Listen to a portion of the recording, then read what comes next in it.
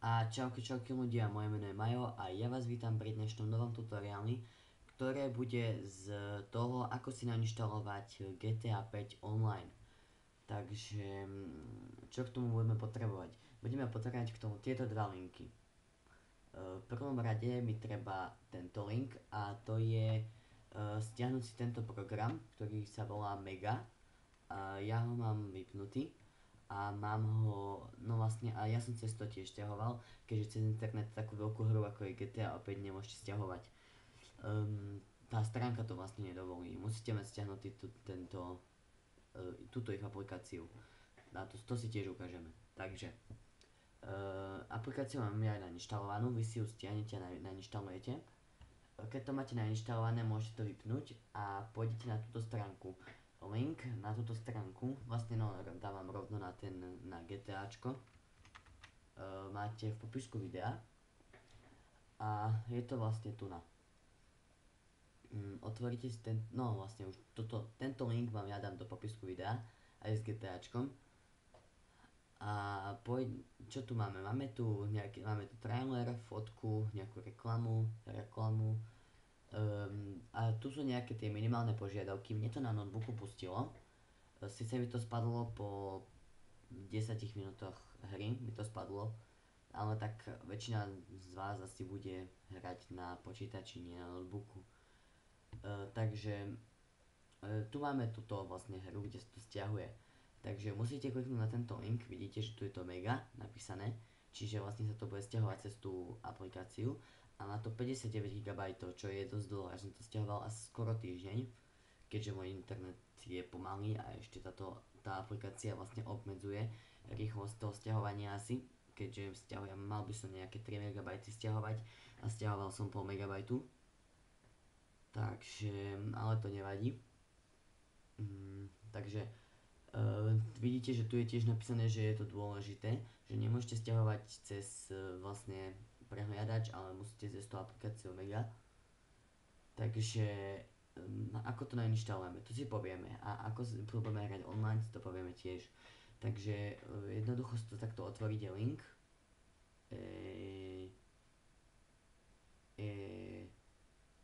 Aha, tak si to takto neotvoríte, ale ja to mám tu na GTA 5 download. Čiže tu sa vám otvorí ja vám dám tento link už rovno tiež. Čiže toto je vlastne odtiaľ toto budete stiahovať, má tu 59 GB a vidíte, že sa to dá cez prehliadač alebo cez tento Megasins. Dáte si to stiahnuť cez tento Megasins a jasné, musím ho najprv pustený. Takže ja si ho pustím. Áno, už sa pustil, tu je. A tu som vlastne, takže dajte si stiahnuť a začne vám to stiahovať. Vidíte, že máte 0%, mi to stiahuje teraz nejakých 500 MB za sekundu a to vám ukazuje čas, takže asi tak. Dobre, takže keď to budete mať stiahnuté, čo potom? Áno. Čo potom, keď to budem mať stiahnuté? Keď to budem mať stiahnuté, idem do stiahnutých súborov, alebo niekde, keď pri inštalácii toho súboru ste si museli zvoliť, kam chcete, aby sa vám stiahovali všetky hry a veci, ktoré budete cez to stiahovať. Takže pôjdete do stiahnutých súborov, asi tam to určite, to je také najlepšie, stiahnutých súborov a tu vlastne by ste mali mať zazipované, to je vlastne RAR súbor a malo by to mať presne tých 59,3 GB. A keď to extrahujete, čiže ja to ukážem na tomto, takto tu dáte to extract tu a no toto má vlastne kód, ale vy ten kód tam nebudete mať, iba to takto jednoducho dáte a dá vám to súbor ako každý iný súbor vám to dá proste. Potom ďalej, keď budete mať ten súbor tu jednoducho ten súbor už to je vlastne nainštalovaný, tak si ho premiestnite tam, kam chcete mať hru nainštalovanú.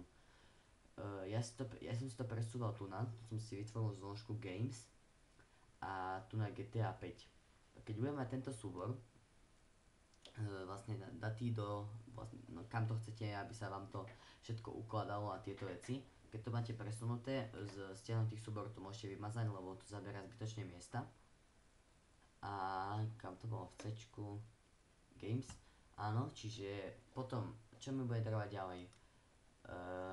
Tu na Social Club. Mne to nešlo pustiť do začiatku a nie je tam písané ani prečo, ale musel som si vytvoriť účet na tom Social Club vlastne stránke a išiel som do extra a nainštaloval som si tento Social Club 1158. Je to nejaká inštalačka alebo niečo také.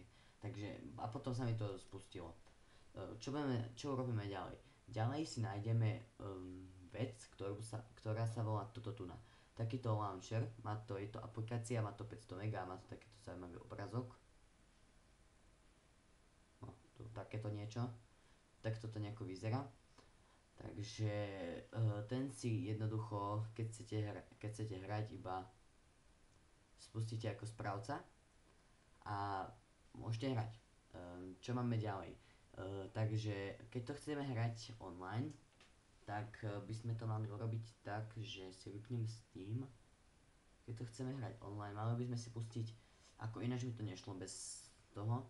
Na stránke je písané, že netreba spustiť Steam ako správca, ale tak väčšinou mi to takto išlo, že sa to takto robilo. Tak mi to išlo. Otvoríme si Steam ako správca. Už sa mi načíta. Poď, áno.